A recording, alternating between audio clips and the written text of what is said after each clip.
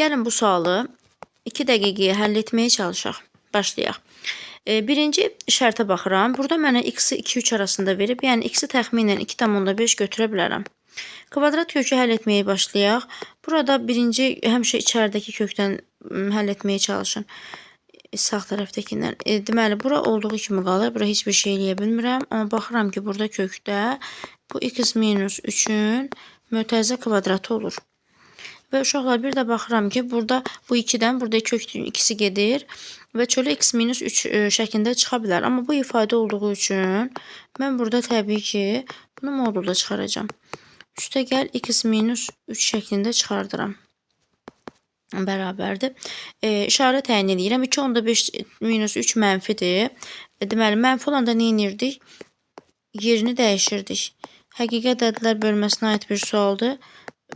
Orada bu tip modulları çox işləmişik. Burada olur 3 minus x. Daha sonra kökü sadələşdirirəm. Kökün içərisini sadələşdirirəm. X kvadratı bunlar oxşardır. Minus 4x bunlar oxşardır. Üstə gəl 4.